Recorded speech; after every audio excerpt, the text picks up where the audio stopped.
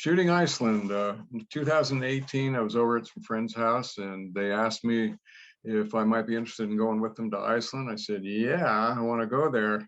I didn't know that much about Iceland. I knew that they said that Iceland was green and Greenland is icy white. And I knew that the volcano had gone off and put so much ash in the air that the airplanes were unable to pass between North America and Europe. But I wanted to go there. And so three couples figured out how to do that and planned a trip in August. So if you like photographing roaring waterfalls, picturesque farms, churches, glaciers, glacier calving bays, volcanoes, geysers, hot springs, mud pots, shaggy sheep, Icelandic horses, rocky shorelines, fjords, nesting puffins. If you like exploring new countries, Jules Verne's Journey to the Center of the Earth, marshmallow fields forever, delicious lamb chops and fish dinners, fish skin leather, stinky Greenland shark factories, spectacular northern lights, then consider shooting Iceland. Here's where Iceland is between Greenland and the United Kingdom, Ireland, and England, Scotland. There you can see it in the middle. How do you get there? Plane routes, it's 9 hours to fly there from California. It's 9.5 hours to get back, plus stops. Right now, the price is, the lowest price I could find for a trip there from this area, Ontario, is $825 round trip through Delta, but that's your basic economy, you know, the real narrow seating. You can see in this picture that you can fly from LA to Iceland. You go over the southern part of Greenland when you do that, but thought you might like to see that. So two different types of trips are going to be explained a little bit in this video: a professionally guided photography tour and a self-guided camping tour. The pros of the professional tour is it's less time and energy in the planning. You have the expertise of a guide who's been there and knows how to pick the top destinations, and that everyone with you is a photographer, doesn't mind stopping and staying in one place for a long time. The cons are it's more expensive and there might be a little less flexibility. As far as the self-guided camping tour, the pros are that you can plan your own trip, build your own itinerary.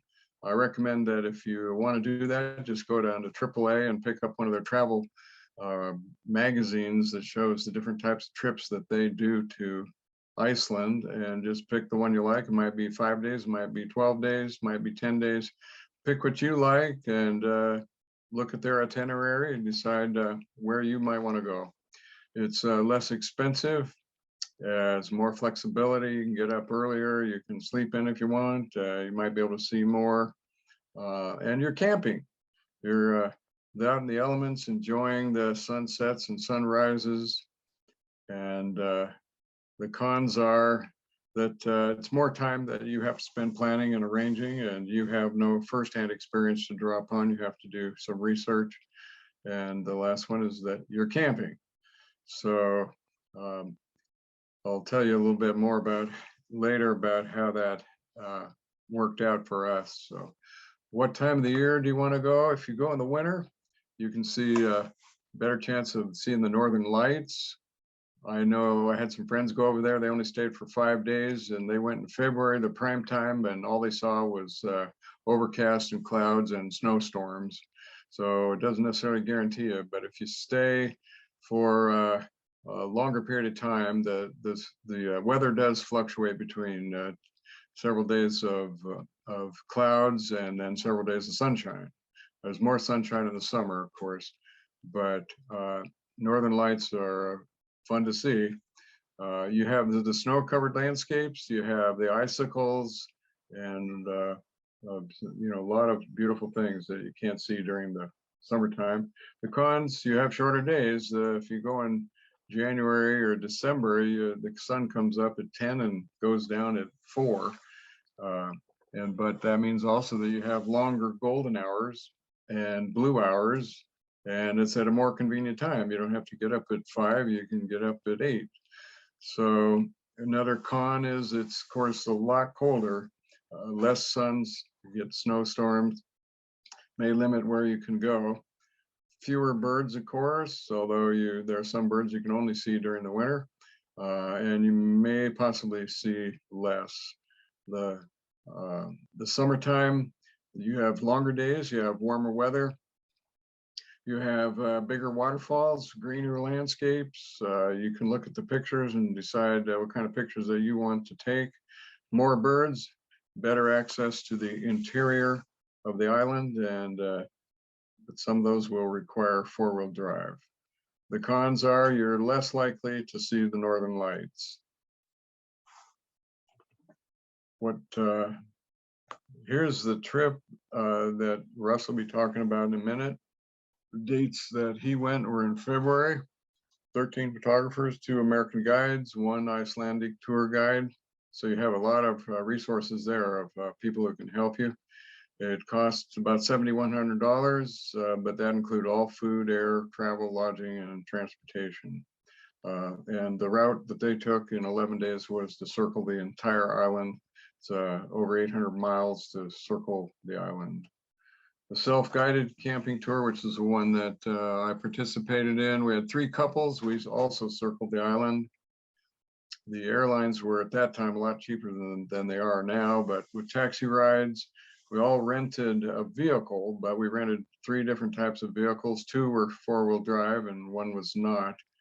But when we did the 4-wheeling, we did combine into 2 vehicles. Gas is expensive. Right now it's almost $10 a gallon. The lodging in the campgrounds was $25 to $40 a night. That's United States dollars. No reservations are required. You just drive in and park and pay. There's usually bathrooms with showers in them, but there's no slots, but it's just like a big parking lot. We stayed in an Airbnb the last night. For food, we brought boxes of cereals, and we bought our backpacking, freeze-dried food for dinners. So, and we ate out sometimes. We had sandwiches for lunch, cereal, fruit for breakfast. It cost my wife and I about $3,000, and that's with the increase in airfare added in. Here is a map of Iceland. That is Mina Taylor. Say hi to Mina. She's very artistic, a very creative person, as you can see. She's a little off the wall, no pun intended, but here's the map that she made to put in a wonderful book. I'm gonna hold it up of, I don't know if you're seeing that or not, but here's a book she made on Iceland. I guess you'll have to see me to see it, I guess. But anyway, you can see, I'm gonna use my pointer here. This is about where the airport is, where you land. And this is Reykjavik, that's the capital. And then we rented our vehicles here. We rented our camping equipment. We rented sleeping bags and pads and cooking equipment and all of that. And then we did this golden circle in here that's full of glaciers and geysers, that sort of thing. Then we headed south and went along the south coast. This giant glacier is 7% of the total landmass of the Iceland. And then there's a lot of rock formations along here and glacier lagoons, volcanoes. And then we went up the east coast where there's fjords and fishing villages, beautiful. And then up in this volcanic area, beautiful waterfalls and some places I'm going to show you in a few minutes. Then we headed west. Some people don't go out in this peninsula. Some people just cut right across there. We did feel that we had the time to go through here, and I'll show you some pictures, and then back to Reykjavik, and on the airplane and flew home. This is what the campground looks like. You can see Dodge Ram. This was $250 a day, but it was 4-wheel drive, and had a heater, stove, and all of that. And this is a camping van that was 125 a day. And then here's the one that my wife and I were in. It was 4-wheel drive, but very small. And but anyway, that's how we set up. This is a picture of the vehicle that we were in. It looks kind of nice, good on gas. It was, 30 miles a gallon. This is what it looked like when you turned back and looked at behind the seats. And after we set up for camp, we had to take all that stuff out and put it in the front seat and set up the bed, take out the camping equipment, and it looked like we'd been in a car wreck. There it is. You can see it only took about 5 minutes, but it was something I'm used to, but it was a bit of an inconvenience. Here are the 3 couples that went. In the back is Glacier Bay, where glaciers come down and break off and form icebergs that float out to sea. But these are people we all knew we'd get along with for 11 days. And so here's one of the couples on the right is having lunch. You can see even though it's September, we're bundled up. It was chilly and we hit some rain. They have grocery stores and you can do the shopping. It's a lot more expensive than here, but if you're just getting fruit and bread and meat and cheese and whatever, it's not prohibitive. Here's my wife fixing lunch, and she was a real trooper. And here's the map again. Here's one of those panoramic photos. You can see the 2 ladies on the left ran around behind me and set up on the right and got themselves in both places. This is part of the Golden Circle. We're actually on the road now for a tour. This goes off every 10 minutes. You don't have to wait 90 minutes like you do for the Yellowstone for Old Faithful, but it's worth seeing. And this is spectacular waterfalls here, Gulf Foss. It's the milky blue water. It's a sign of glaciers melting, and definitely worth seeing on the Golden Circle. And a little farther south, you come to this waterfall, which is spectacular. During the summer, you can actually walk around behind it and take pictures like this one. We hit the town of Vic, got gas. Vic, by the word, it's part of the word Viking, but it means bay. And I realized I had a flat tire, but there was no place to fix it until the next day. And they just said, go ahead and camp here. So we did. We slept in our vehicles right here. It cost $75, which is a little higher than US. But that was one of our nights out. Then we took our only F road, and not sure what the F is for, but this is what the road looks like.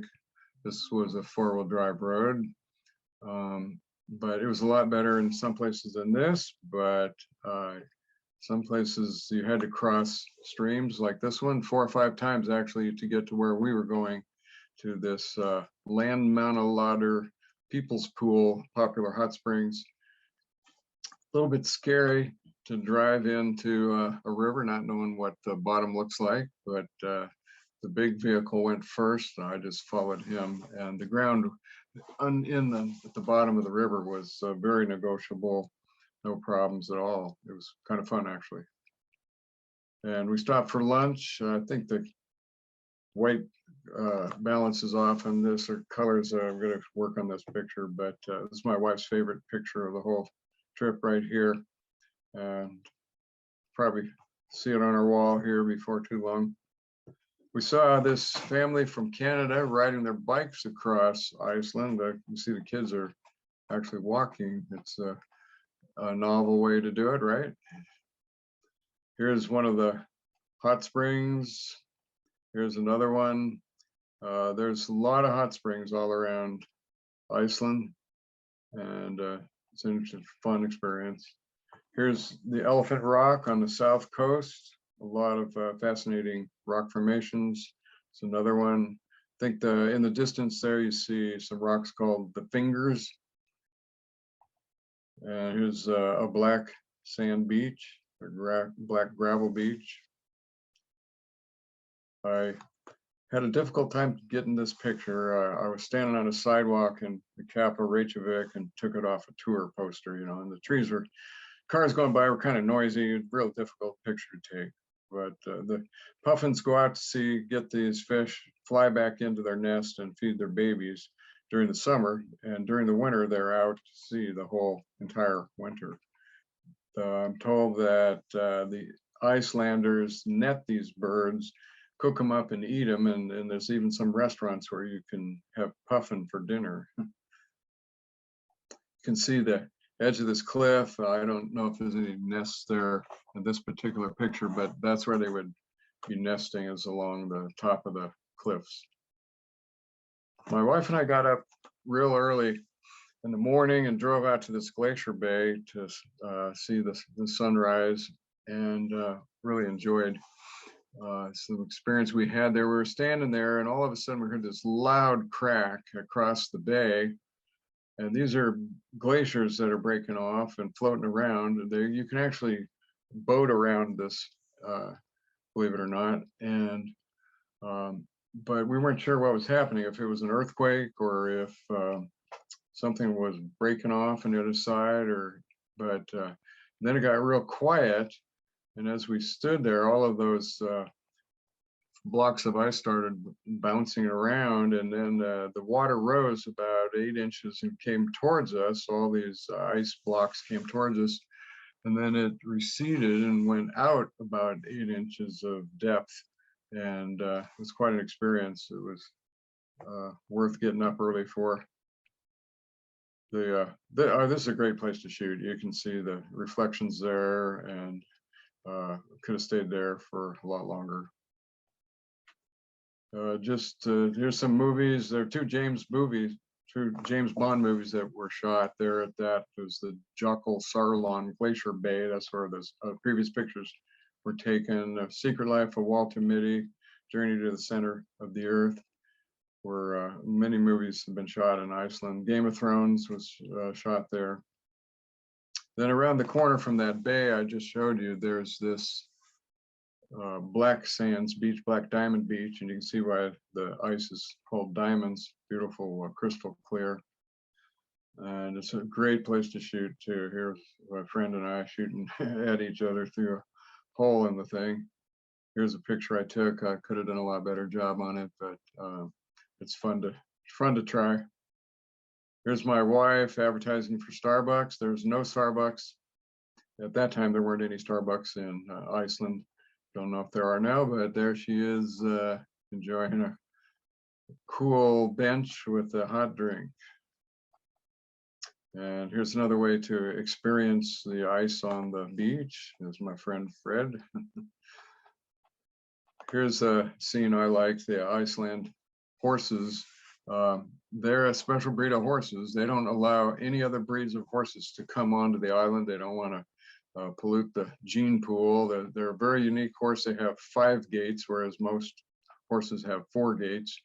If you want to know what those are, just go on YouTube and type in Iceland horses gates, G-A-I-T-S, and you'll see a picture of them doing what's called the flying pace. And it looks to me like it'd be a pretty comfortable ride. They're running fast, but you're not, bouncing up and down like you would be if they were galloping. But it's like I say, a special breed of horse. Here's a scene that we experienced. A nice rainbow. Here's the eastern shore. Again, fjords and fishing villages are what you see there. And here's a little town, the church there. Here's one of the harbors. The ships from Denmark come in on the east coast there. Denmark used to own or be part of Iceland. In 1944, Iceland declared its independence and became a separate country. Incidentally, the kids in school learned, obviously, Icelandic language in school, but they also learn Danish, which they don't like learning, and English, which they love learning because that's what the movies are in and the video games are in. There's some artwork along the shore there, some polished stones. And here's a ship loading up with marshmallows, giant marshmallows. There's vanilla and strawberry and blueberry, avocado, lime. Unusual churches all throughout the land. There's a lot of churches, but I hear they're pretty empty on Sundays. It's a very liberal country. Some kids going to school. It's fun to, just experience what's happening in other countries. They say that Iceland is the world's safest country, that it's the third happiest country. It's the fifth most expensive, and it has the highest per person antidepressant taking. And they're the friendliest people in the world. You can try to figure out how some of those things relate to one another. It's the sixth most atheistic country in the world, yet 75% of them identify as Christian. 130 volcanoes, one of them erupts every 5 years. 320,000 people and 800,000 sheep. They have, as I mentioned before, the weather patterns. You have 2 or 3 days of overcast drizzle and 2 or 3 days of sun, and a little bit more sun in the summer. I mentioned 320,000 or 800,000 sheep. Here's one of them. Kind of an interesting looking animal. Here's a geological map. You can see the North American plate moving towards North America up here. And over here is the Eurasian plate that's moving east. And then down the middle is this fracture and these other faults that are sources of geothermal activity, hot springs and volcanoes and geysers and so forth. Mud pots. We're now up in the middle northern part of the country, top of that fault. But there's a gigantic lake out there, and these mud pots and geysers and hot springs, and fantastic waterfalls. This is the Detafloss waterfall. It's the most powerful waterfall in all of Europe. It's astounding just to stand there and look at it. This is I can't read it here, but it's Selfloss waterfall. And you can see people over here, and there's obviously people where I'm standing. And then down here, there's also people taking pictures of the waterfalls. Here's one of our people at the bottom. And the other people are, I think, up here taking pictures.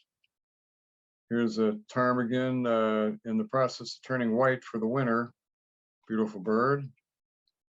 And here's another site on the northern part of the island. We happened to hit this at low tide, and so we could walk through those arches. Fun place to shoot. There's 2 or 3 places that we went that are probably out of the ordinary for a trip to Iceland. One of them is this sod house museum, although probably a lot of people do go there. This is one of the reenactors that is working there. Here's what a sod house looks like. So basically your walls are built out of dirt. They dig it up, pile it up, and put windows in it. And this was probably a couple hundred years ago, or maybe more, I don't know. But this is what some of the walls look like. It's kind of an interesting abstract potential. Here's those Iceland horses. You come up, you stop, you come up to the fences, and they walk right up. They're pretty tame. They're not quite as orange as this one appears, but beautiful horse. The next place I was mentioning is what they call the fish tannery. They make Atlantic fish skins with Atlantic leather, and they make belts and purses and all kinds of clothing out of it. They send it to Italy and dye them first. There's wolf skin or wolf fish, and there's salmon there, all different types of fish, and they process in there. It's fun to see. It's only open during the summer, and you probably have to call and make sure what their hours are. But it's we enjoyed visiting there. The ladies especially did a little shopping there. And here's some purses that are made out of the fish skin. And then the place that's really interesting, you have to pay to go into this museum, but it's the see, here's some of the Icelandic terminology: Bjarnarfam, Snæfellsnes, and Sticky's Sholmer. We call that Sticky. It's the name of a town, but we just call it the Sticky Town. But this is a Greenland shark, and they have an inability to process the ammonia from the food that they make, and the ammonia builds up in the flesh of the animal, and when they catch these sharks, in order for them to eat them, they have to hang them for about 6 months and let them cure, and then they continue to process them, and they'll allow you to eat it. And you only eat about a half-inch square cube. These people, you can see that the man in the middle there is tasting it. You can't really tell what his reaction is, but I'm about ready to experience it. Even the Icelanders say that it's the most awful thing you can possibly put in your mouth. And you can see in this picture, I would agree. So. There's more marshmallows. This is one of the most photographed pictures in Iceland. I lost my wide angle lens that day, and here's a picture that's not very good, but it's a fun place to go and a lot of potential. Here's some harbor seals. Beautiful animal. Aren't they expressive? That face on the one on the left, it's really amazing. When we got to the east side of the island, which is over where Jules Verne was inspired to write his book Journey to the Center of the Earth, and it's where the movie was filmed, there's this gigantic glacier. You can see all the people down there hiking, but it takes four-wheel drive, and it's an F-road to get to this scene here. Here's some strawberry marshmallows. These are actually wrapped hay. They harvest the hay or the straw or whatever it is and wrap it and use colored plastic to do it for some reason. While we were there watching it, looking at these, taking pictures, the owner drove up and wanted to know what we were doing. And we told him what we were doing. And he said, "You don't have these where you're from?" And we told him, you know, we're from California. And he thought, well, we're probably there filming for some LA television show, but obviously we weren't, but that was a fun experience. These sheep rams are out. I don't know if I think they're trained to guard these marshmallows. What do you think? Okay, this was one of those fortuitous situations that took place for us because we were told the day we took this picture that there was only a 20% chance of there being the northern lights visible that night. And I had the call of nature about 11:30 that night, got out of my car and saw these strange white clouds. They weren't green, they were white. And I saw some people next door taking pictures. So I asked them if those were the northern lights, and they said they were. They were from England. And I set my camera up on a tripod. I have a Canon 70D. I was shooting with my zoom lens at 18 millimeters, wide open at 4.5 ISO 1000. I didn't know what I was doing. I just took a chance, and I got some nice pictures with a 30-second exposure on a tripod. And then after that, you stand there and wait for the processing to go on.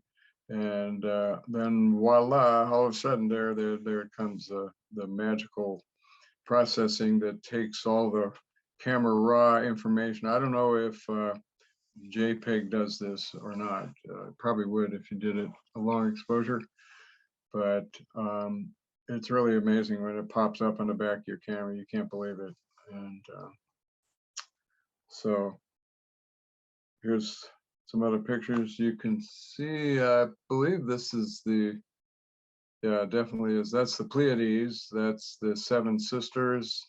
It's the tail of Taurus, the bull. Here's the bull's head traveling across the sky. This was about 1 or 2 in the morning. I stayed out about 3 hours, left my wife freezing cold in the car, wondering where I was doing, what I was doing, but sorry about that. But I was having the time of my life. It was really, really fun time. Here's another. I walked over to this church and took this picture.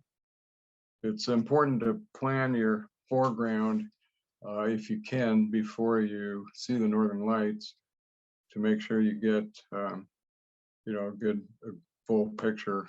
It's nice when you can get reflection in the water too, so keep that in mind. Here's that church with the northern lights. And here is a tractor and some large marshmallows and the northern lights.